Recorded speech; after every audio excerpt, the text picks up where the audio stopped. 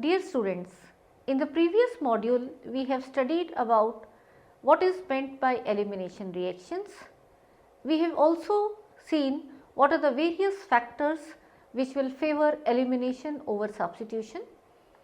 We also studied the two types of elimination reactions and differentiated between them, that is E1 and E2, which stands for unimolecular elimination and bimolecular elimination respectively, and we had seen what are the conditions responsible for E1 and E2 mechanisms. Now, in this module we shall continue the study of E1 and E2 elimination mechanisms, and we will be studying about the regiochemical aspects of E1 and E2 eliminations, that is about the orientation of the double bond. Here we will be studying in detail about the regiochemistry of both the E1 as well as E2 elimination one by one. We shall also try to understand the stereochemical aspects of E1 and E2 elimination, and while discussing the stereochemistry we will go into detail for both E1 as well as E2 and how they differ. After this we shall specifically touch the E2 elimination in cyclohexane rings. The E1 and E2 eliminations present a fair degree of regioselectivity and stereoselectivity which are governed by their mechanistic aspects. Now, before proceeding to a detailed discussion on these aspects, let us recall the main features of E1 and E2 eliminations as we have studied in the previous module. Out of E1 and E2 elimination, in E1 elimination it is the unimolecular elimination and the rate is given by this expression. As you can see here, it is directly proportional to the concentration of the substrate. But on the other hand, in E2 elimination it is a bimolecular elimination and the rate expression is given as shown here, where the rate is directly proportional to the product of concentration of substrate as well as the concentration of the base. Another point between E1 and E2 which differ is that in case of E1 elimination, the leaving group first departs and carbocation is formed in the first step, from which the removal of proton takes place in the second step. On the other hand, the E2 elimination is a concerted process. On the other hand, the E2 elimination is a concerted process. Both the groups, that is the proton and the leaving group, are removed or eliminated simultaneously. In case of E1 elimination, if you look at the nature of substrate, a tertiary substrate is more preferred in case of E1 elimination over a secondary over a primary. But for E2 there is no such preference. Comparing the E1 and E2 further, in case of E1 elimination there is no strong base which is required. On the other hand, in case of E2 elimination, the stronger and bulky bases in high concentrations will prefer the E2 over E1. Another factor is the leaving group, and looking at the E1 elimination, it is strongly dependent on the leaving group. Hydroxyl can be converted into a better leaving group via protonation by use of an acid. On the other hand, in case of E2, hydroxyl can never be a leaving group for E2 elimination. And looking at the stereochemical requirements, there is no stereochemical requirement for E2. On the other hand, for the E1 elimination to take place, the leaving group must be trans to the proton which needs to be removed, that is the anti-periplanar arrangement has to be there. Now, let us continue the study going into the details of regiochemical aspects of E1 and E2 eliminations, that is focusing on the orientation of the double bond. During elimination reaction, a double bond is generated, as you know. So, one is concerned with the regiochemistry, that is the formation of structural isomers having different positions of double bond. Elimination reactions may be either regiospecific or regioselective. Regiospecific elimination reactions produce only one isomer of an alkene. Regioselective elimination reactions, on the other hand, form different isomers, but the quantity of one isomer is mostly or usually more than the other, and this in turn depends on whether the reaction prefers to eliminate only one particular beta hydrogen or a mixture of beta hydrogens. If an elimination reaction produces the more highly substituted alkene, the reaction is said to follow the Sage's rule. That is, a more substituted alkene being more stable is the preferred product. On the other hand, if the elimination reaction forms the less substituted alkene, then in that case the reaction is said to follow the Hofmann's rule. And a number of factors, including the nature of substrate, the leaving group, reaction conditions, etc., determine what rule a given reaction may follow. That is, whether it will be taking the Sage's rule or it will be following the Hofmann's rule to form the corresponding alkene. Now, let us understand in detail the regiochemistry of even elimination, that is the unimolecular elimination. The even eliminations are regioselective and generate the alkene that has the more substituents as the major product. Thus, the even reactions follow Sage's rule, and this is due to the fact that in even eliminations, leaving group departs to produce first a carbocation in the first step and later on in the second step the deprotonation takes. Thus, the direction of the double bond is determined almost entirely by the relative stabilities of the olefins produced via elimination. The major product is the alkene that has more substituents, because this alkene is more stable of the two possible products.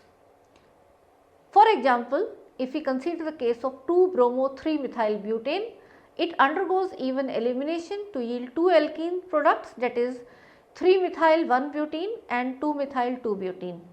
Out of these two, the major product is 2-methyl-2-butene because there are 3 alkyl substituents attached to the carbon-carbon double bond, and it is a more substituted one, as you can see in this equation shown here, that the more substituted alkene is the major product and the less substituted alkene is the minor product. The more substituted alkene is more stable does not necessarily explain why it is one that forms faster. For this, we need to have a look on the transition state leading to the two alkenes. In the carbocation, there is hyperconjugation involving each beta hydrogen, and since the hyperconjugation structures possess some double bond character, the interaction with hydrogen is greatest at more highly substituted carbons. That is, there will be greater weakening of CH bonds and more double bond character at more highly substituted carbon atoms. This structural effect in the carbocation intermediate governs the direction of elimination and leads to the preferential formation of the more highly substituted alkene. More stable transition state is lower in energy and results in faster formation of more substituted alkene, that is, it is the thermodynamic product. Now, as you can look at this equation shown here, you are given an alcohol and it is reacted with proton, undergoes removal of water giving the formation of carbocation. So, the formation of carbocation is the first step of even, and this carbocation can undergo either this proton, this beta proton removal, or alternatively this beta proton removal on the other side, and it may give rise to these two corresponding alkenes, and you can clearly see here out of these two shown, because this is more substituted one, this is the major product. On the other hand, this one is less substituted alkene. You can see here there is only one alkyl substituent on the double bond. So, this is the minor, and in contrast this major alkene, the CC double bond, has 3 alkyl substituents.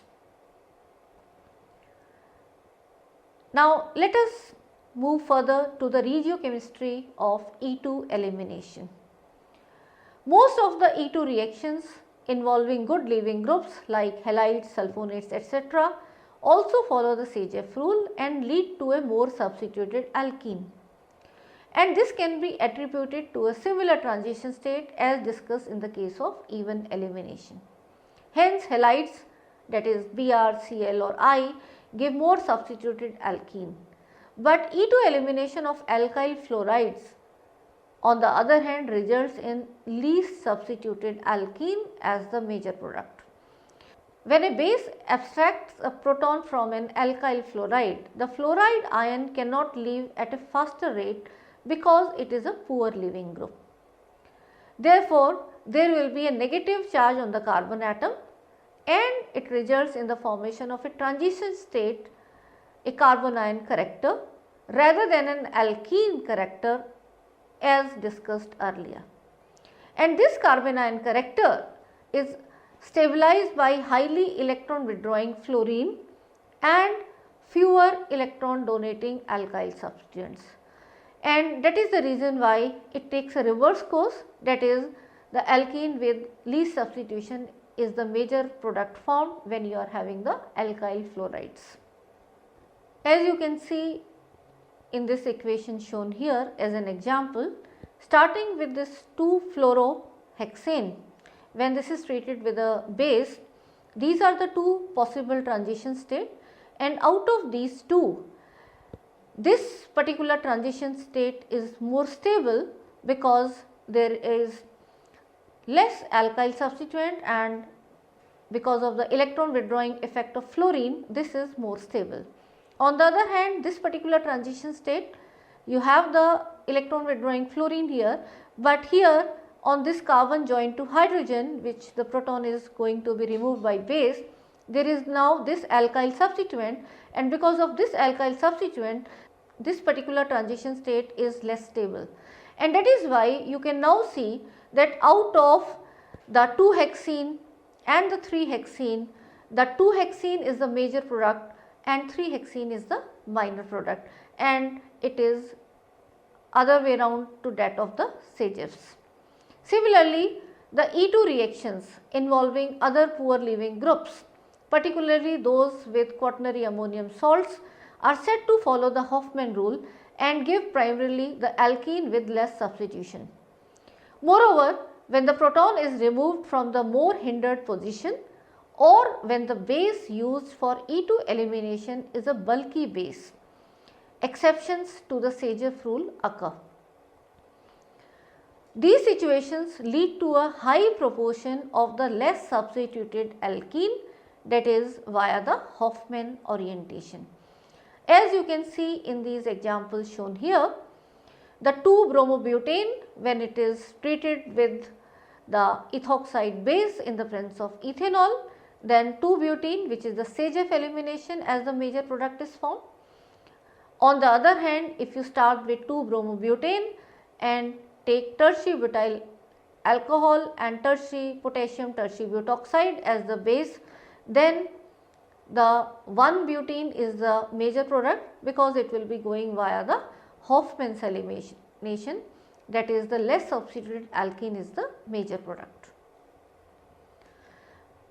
Furthermore, when formation of a double bond can lead to extended conjugation with already present functional groups in the molecule like carbonyl or CC double bond or any other aryl ring, then irrespective of the mechanism, it is the conjugated product which predominates, and this is because this conjugated double bond will be more stabilized by the already present functional groups which are in conjugation. Similarly, eliminations in bridge cyclic compounds follow the Brett's rule, that is, irrespective of the mechanism, a double bond never goes to the bridgehead carbon in rings of smaller size. So, this you should always keep in mind, that is the Brett's rule is followed. So, this is simply a consequence of the strain induced by a planar bridgehead carbon, and so having a double bond on a bridgehead would be too unstable. Let us try to understand this with the help of this example shown here. So, you can clearly see this bridgehead cyclic system. When this bromine along with H, it undergoes elimination, then out of these two products shown, the first product you can clearly see is the major product and not the double bond, where the position of double bond is on the bridgehead. So, you have to keep this in mind, that this is the Brett's rule, that is irrespective of the mechanism, a double bond is never formed at the bridgehead carbon in ring size which are smaller. Now, let us now move after the regiochemical study to the stereochemical aspects of E1 and E2. The E1 reaction mechanism, as we know, is a two-step process that involves the SN1 mechanism, and it usually loses all the stereochemistry of substrate in the starting of the reaction. On the other hand, the E2 mechanism is a concerted mechanism, and this requires specific conformation of the substrate and allows the orbitals of broken bonds to overlap the orbitals of the being formed bonds.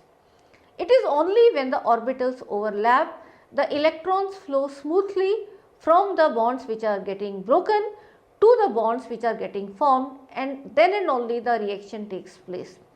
Now, these aspects of elimination reaction, let us go into more detail, and for that let us first look at the stereochemistry of even eliminations in detail.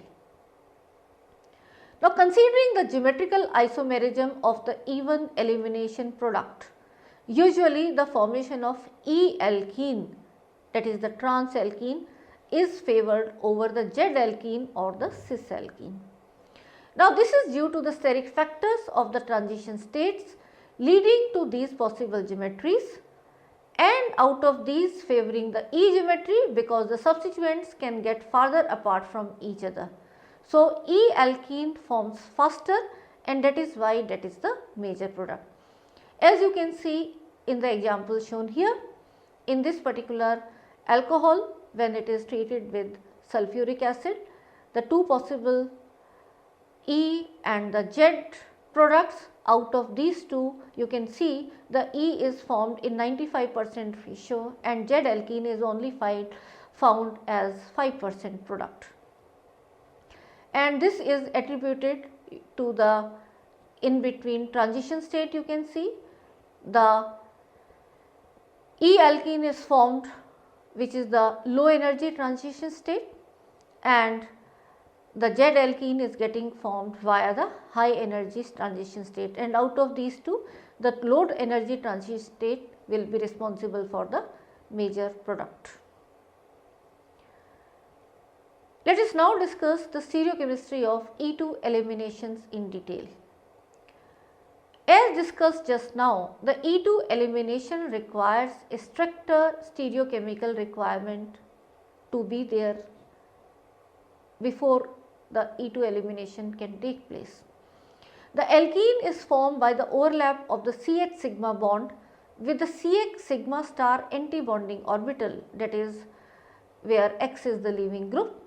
The two orbitals must lie in the same plane for best overlap, and there are two possible conformations for this, that is the hydrogen and leaving group are either syn periplanar or they are anti periplanar.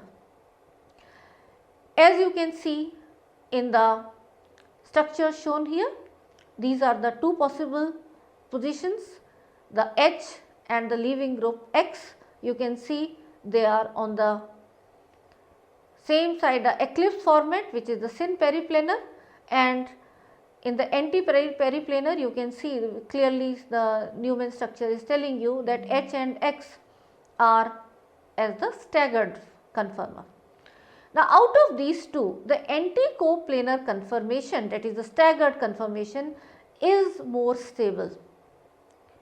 Thus, most E2 elimination occur when the substrate is in the anti-coplanar conformation, and this can be illustrated further with the help of these examples. Let us first consider the syn elimination, and in the structures shown here you can see this base, the B minus shown here, is taking out this hydrogen, and the leaving group and H are in the eclipse format, they are on the same side here in this conformation, and then this leads to this transition state, and as this goes out, these 4 other groups will be giving rise to the substitution around the CC double bond.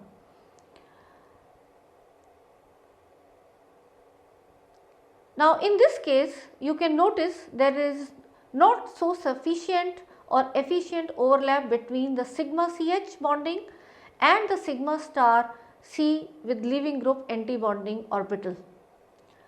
And furthermore, there is a repulsion between the attacking electron rich base, because that is also negatively charged, and the electron rich halogen which is in the same side of the molecule.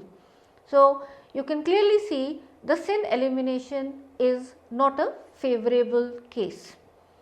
On the other hand, when you consider the anti-elimination to happen as shown here, the base which is shown here by B minus is taking out this beta proton, and in relation to this hydrogen or beta proton, the leaving group is positioned anti to it, that is, it is the anti-periplanar arrangement, and in this anti-conformation, this will further lead to this intermediate transition state, and simply the H and the leaving group, they go out, and you get corresponding formation of this double bond which is this alkene. And in this particular anti-elimination, you can clearly see there is efficient overlap which is possible between the sigma CH bonding and the sigma star C with leaving group anti-bonding orbitals. And furthermore, there is no repulsion between the attacking electron rich base and the electron rich halogen as the leaving group, which are on the opposite side of the molecule, and thus out of syn and anti-elimination, the anti-elimination is faster. However, when the substrate itself is quite rigid and only one proton is available for taking part in elimination as shown in this figure, for the 2 diastereomers of 1-bromopropane 1,2-dial dibenzene, the E2 elimination can be stereospecific, and the product of the reaction depends upon the diastereomer used for the reaction. So, for case A, as shown here, only the E alkene results. On the other hand, for the case B, the Z alkene results as depicted in this figure. But the second reaction, notice that, is about 10 times slower than the first one, and it is because of the greater steric interaction between the 2 phenyl rings shown clearly in the Newman's projection. So, you can clearly see here in the Newman projection, out of the A and B reaction, in A the 2 bulky phenyl groups are opposite to each other, so there is no steric strain, but in the lower one the 2 phenyl rings are very close and there is steric strain.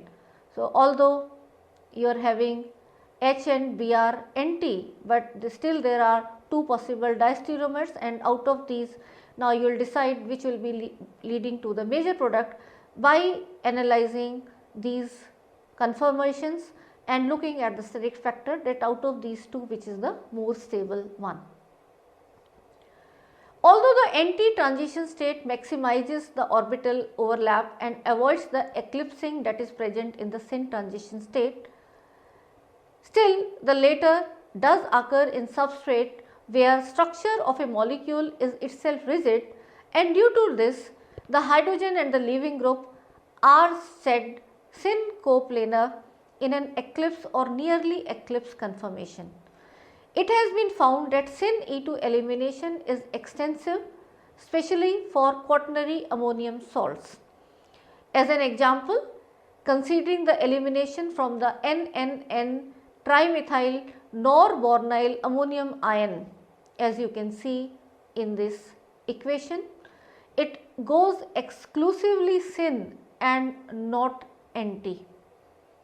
Further, it was observed that anti-stereochemistry is normally preferred for reactions involving good leaving groups such as bromide and tosylate.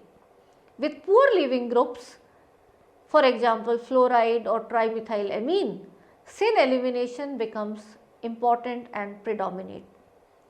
The factors that determine the ratio of syn is to anti-elimination product are complex, but following three aspects are believed to have a say in the reaction outcome, and let us consider these three one by one. First is the presence of a base as an ion pair in the reaction medium, and this encourages syn elimination of anionic leaving groups and can be explained by a transition state where anion acts as a base and cation assists in the departure of the leaving group.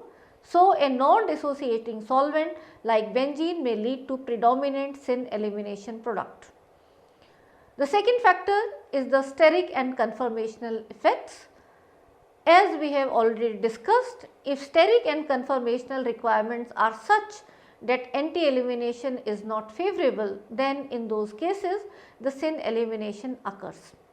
For acyclic systems, for example N-beta-beta disubstituted ethyl, NNN trimethyl ammonium ions, bulky beta substituents such as aryl or branch alkyls are present that leads to the formation of a prevalent syn elimination product, as depicted by this equation as an example. The third factor are, that is the stronger base, they exhibit higher proportion of syn elimination. So, in contrast to anti, if you use the strong base, you will have a higher proportion of the syn elimination. Now, after the E1 and E2 detailed study of the regiochemical aspect and the stereochemical aspect, let us now move to the focus of E2 elimination reaction in case of cyclohexane rings. Now, since cyclic systems like cyclohexane have more strict conformational requirements, hence a dedicated discussion on their elimination outcomes is inevitable. The two leaving groups must be trans-diaxial in order to make the anti-coplanar arrangement for the E2 elimination to occur in a 6-membered ring. For example, as you can see in these equations here, the cis-4 tertiary butyl cyclohexyl bromide undergoes E2 elimination at a rate about 500 times greater than the trans isomer, since only the cis isomer permits the anti-elimination from the favored chair conformation. So, you can see the corresponding chair conformation for the cis as well as the trans, and the cis anti-elimination you can see is favored. You can see the position of this H and Br, it is anti to each other, but when you look at the corresponding trans one, then it is not favored. You can notice the Br and H, their removal will not be favored from the chair conformation. Now, let us consider the case of trans 1-chloro-2-methyl cyclohexane. One may predict that it undergoes E2 elimination to yield 1-methyl cyclohexene. However, in reality its E2 elimination generates a double bond only between C1 and C6, leading to exclusively 3-methyl cyclohexene, and this can be explained on the basis of conformational analysis of the starting product, which undergoes ring flipping to get the desired anti-coplanarity requirements for the E2 elimination. Of course, the rate of reaction is slow, as an individual molecule spends only a small amount of time in the required conformation, which is less stable, with the chlorine, which is axial. And all this you can see here with the help of this figure, that taking this chloromethyl cyclohexane, you are shown this is the corresponding chair form, and after ring flipping you can notice that this H and Cl are the ones which are anti to each other, and as they go into elimination there is a corresponding double bond formed here. But if you try to take out the hydrogen on the carbon which is joined to methyl, then they cannot be removed, and you cannot get the 1-methyl cyclohexene as the product. Similarly, in the case of methyl chloride, as you can see in this equation shown to you, the stable conformation has all the substituents as equatorial. When it is treated with sodium ethoxide in ethanol, it undergoes a very slow E2 elimination via its less stable conformation, having the required anti-coplanar relationship between the two leaving groups to produce 2-menthene as the exclusive product. And you can notice here that this H and this Cl in this chair conformation, they are the ones which will get removed to give you a double bond at this 2 position. However, for neomethyl chloride, as it is already having the requisite diaxial hydrogen and chlorine atoms, as steric hindrance in the transition state of neomethyl chloride, therefore E2 elimination of neomethyl chloride is 40 times faster than the E2 elimination for methyl chloride. This then leads to 2 products in accordance with Sage's rule, and you can see in this equation shown here that the one with the highly substituted alkene is the major product and the one with less substituted is the minor, and you can see the major is around 75% and the minor, which is 2-menthene, is the 25% here. So, dear students, let us summarize what we have studied in this module. We have studied that most E1 and E2 eliminations reactions follow the Sage's rule for forming a double bond. That is, the most highly substituted alkene is generally the more stable product and is the major product. A reaction following the Sage's rule is a regioselective reaction. We also studied that E2 reactions involving poor leaving groups, particularly those with quaternary ammonium salts, are said to follow the Hofmann's rule, and they give primarily the less substituted alkene as the major product. We also studied that eliminations in bicyclic compounds follow the Brett's rule. That is, irrespective of the mechanism, a double bond never goes to the bridgehead carbon in the rings of smaller size. For E1 elimination, usually the formation of E alkene is favored over the Z alkene if we talk about the stereochemistry involved, and this is due to the steric factors of the transition states leading to these possible geometries, favoring the E geometry because the substituents can get farther apart from each other. So, here also out of E and Z, because E is more stable, the E is getting as the major product. The stereochemistry of an even mechanism is lost due to the formation of symmetrical carbocation intermediate, and if further you have to look for the deprotonation, then you follow the Sage's rule. Leaving group and electrophiles should be in the same plane in the intermediate formation of a E2 mechanism. This also we had studied in detail, and we have seen that the rate of reaction for the anti-coplanar conformation is higher than the syn coplanar conformation. So, out of anti and syn coplanar, it is the anti-coplanar conformation which is the favored one and leads to the major product. For E2 elimination, the ratio of syn is to anti-elimination products depend upon the nature of substrate, that is both the steric and conformational effects have to be considered, as well as base the stronger base and presence of base as ion pair, and use of non-polar solvent. So, all this will be favoring the E2 elimination. And we have also studied the application of E2 especially on the cyclohexyl rings, and for cyclohexyl rings the substrate must attain a particular conformation which can satisfy the requirement of anti-coplanarity between the two leaving groups for a successful E2 elimination, and only that particular conformation will be leading to the major product.